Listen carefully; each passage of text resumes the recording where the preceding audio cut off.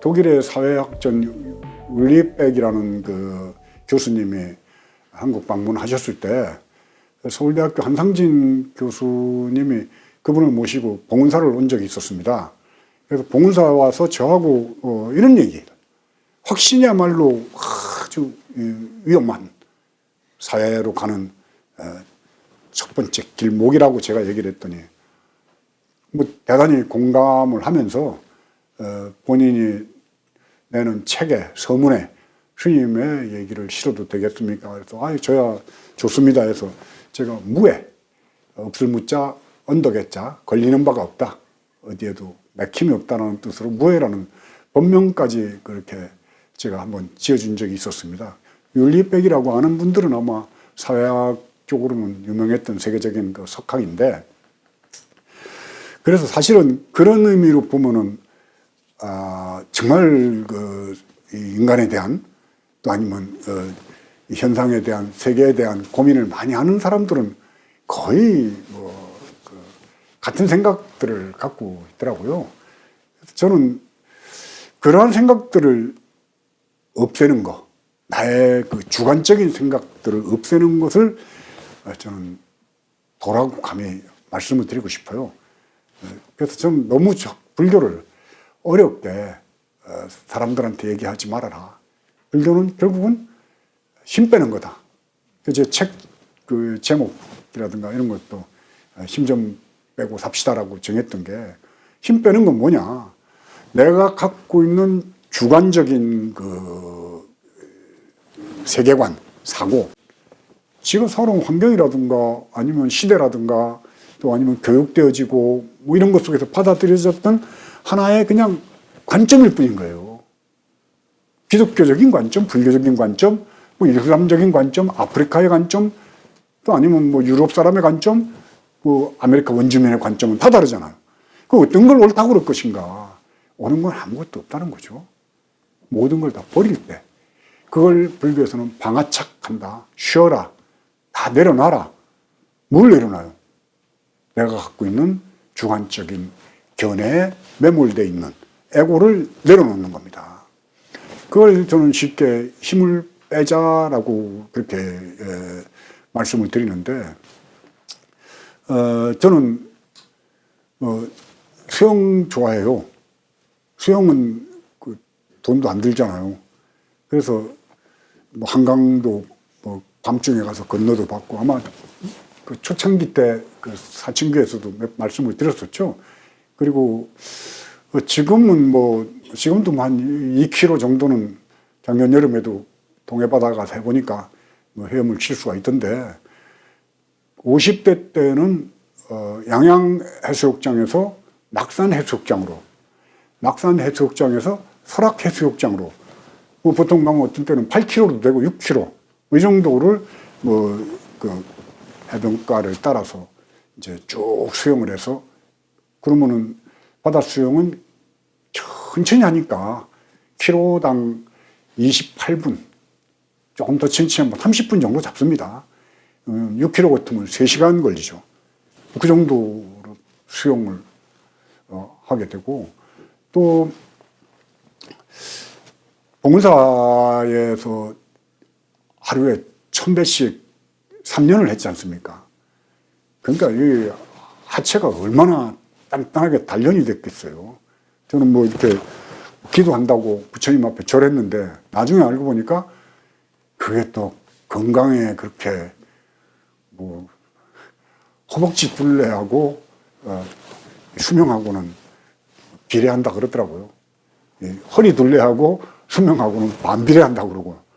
그러니까 제가 또 봉은사에서 쫓겨난 거죠. 나와가지고 승격도 박탈되고, 그리고 난 다음에는 대관령에 아는 그 신도분이 20평짜리 공간을 갖고 있어서, 지금 뭐 제가 이 유튜브 찍고 있는 공간입니다. 여기 와서 있다 보니까 바로 여기가 5분만 가면은 용평 스키장입니다. 그래서 이 지역 주민들한테는 뭐 대폭적으로 할인을 해줘서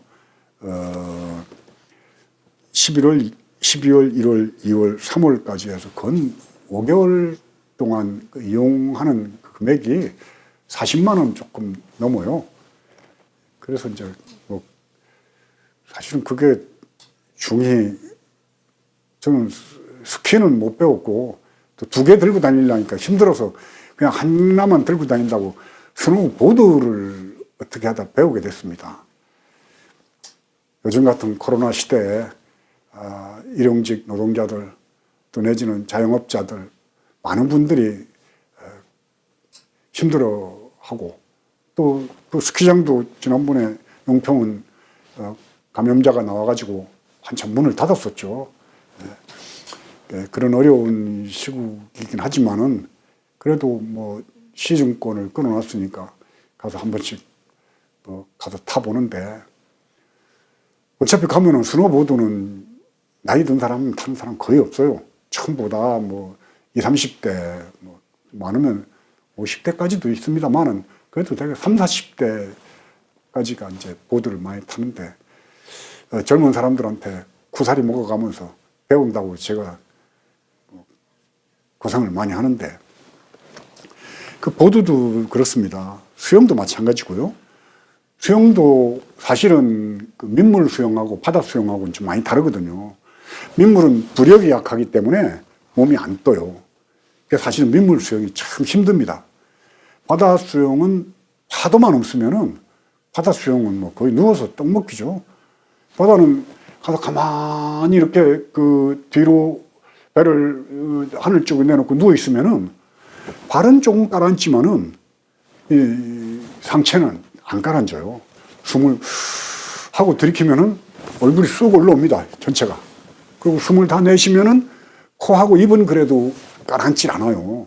그래서 이 발 쪽에다가 뭐 고무로 된 슬리퍼나 좀 뜨는 슬리퍼 같은 거를 신고 들어가서 잔잔한 바다는 누워 있으면은 몸이 뜹니다. 그럼 위에다가 이렇게 밀짚 모자 같은 거 하나 햇빛 가리개 같은 거 쓰고 고요하게 누워 있으면은 잠이 들어요. 물론 뭐 그렇다고 그래가지고 뭐 코를 고면서 잠이 드는 건 아니지. 그냥 깜빡 졸게 되더라고요. 그걸 잤다고 표현한다고 너무 과장됐다고 얘기하면 안 되죠. 그래서 저는 물속에서 이렇게 뜬 채로 잠도 잡았다. 깜빡 졸은 건데 힘이 빠지니까 이 사람이 물에 빠져주는 거는요 무서워서 막 하면서 힘주면 그냥 가라앉습니다. 그러나 다 내려놓고 힘을 완전히 빼고 있으면은 사람 몸은 뜨게 돼 있어요. 그러니까 몸이 뜬 상태에서 물의 저항을 가장 적게 받으면서 앞으로 나가는 방법이 이 자유형 수영이죠. 그러니까 힘을 완전히 뺀 채로 팔만 살살 막 힘을 줘서 물을 잡아가지고 당기면은 장거리 수영은 못해요. 힘을 완전히 뺀 채로 천천히 물을 잡아주면은 뭐 배가 고파서 못하지 힘들어서 못 해보진 않았습니다. 젊었을 때는. 그러니까 힘을 빼는 것 자체가 저는 이 모든 운동의 근본으로 보는 거죠. 물론 뭐 스노보드도 몸에서 힘이 빠져야지만이 자유롭게 힘이 빠진 상태에서 넘어져도 안 다칩니다. 그러니까 어린애들이 넘어지면 잘 안 부러져요. 왜냐하면 그 애기들은 넘어지면 그냥 넘어지기 때문에 여기 슬려가지고 이렇게 뭐 상처가 좀 나긴 하지만은 부러지지 않죠. 안 넘어가려고 막 힘을 쓰다가 콱 넘어지면은 머리도 깨지고 팔도 부러집니다. 낙법이 별건가요? 넘어지는 쪽을 향해서 그냥 그대로 자연스럽게 넘어지면 그걸 유도해서 낙법이라고 그러잖아요. 안 넘어지려고 그러다 넘어지니까 다치는 거죠. 힘이 들어가니까. 모든 운동은 힘이 빠져야 되는 거와 마찬가지로 우리 마음도 역시 마찬가지로 힘이 빠져야 된다는 겁니다. 힘을 빼는 방법이 뭘까?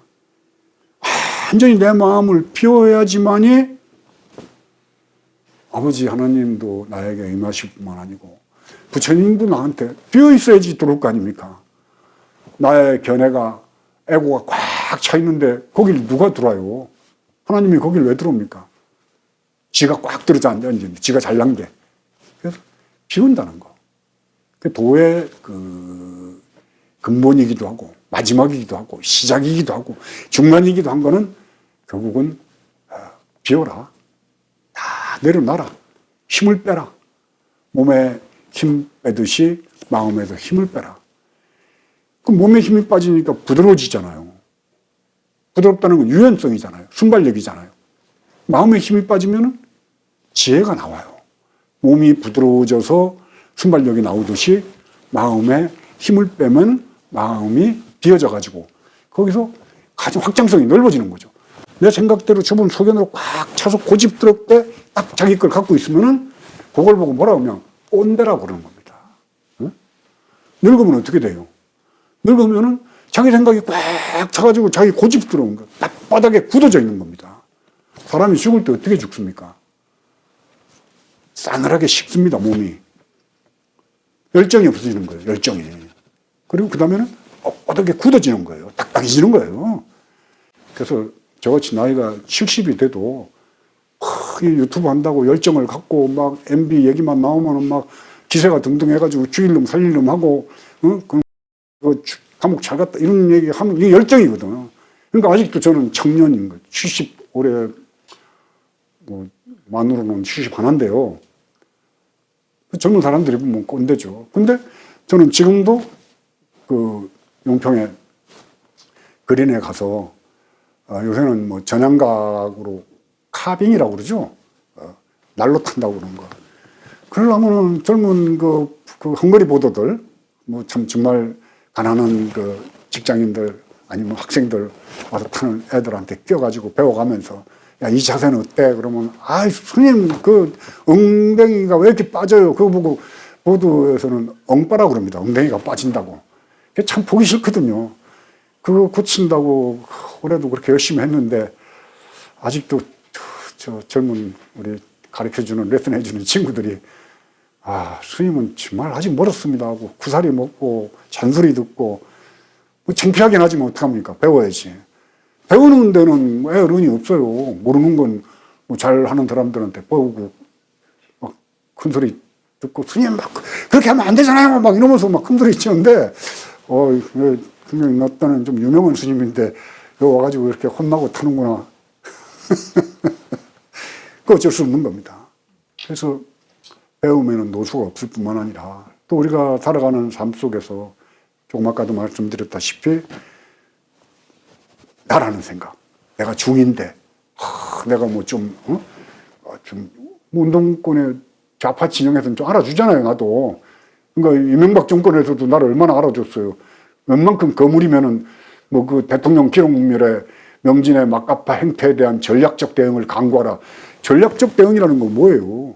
그냥 사찰에서 못 쓰게 만드는 게 아니라 깊이 연구를 해가지고 저걸 어떻게 못 쓰게 만들까? 무슨 뭐 2차 세계대전 한국전쟁 때 다 전략을 세우고 전설도 아니고 전략적 대응을 했다는 거 아닙니까? 그런 나를 이렇게 보도 좀 못한다고 젊은 애들이 무시해? 이러면 절대 못 배우는 거예요. 그냥 그래 알았어 내가 고칠게. 아예 알았다니까 한 번만 다음 내 자서 좀 한번 봐줘. 내가 그러고 나서 또 쿠사리 먹고 그게 인생이고 또 그렇게 살아야 된다고 저는 생각을 합니다. 그래서 하여튼 오늘 진짜 말 안 된다. 고마하자.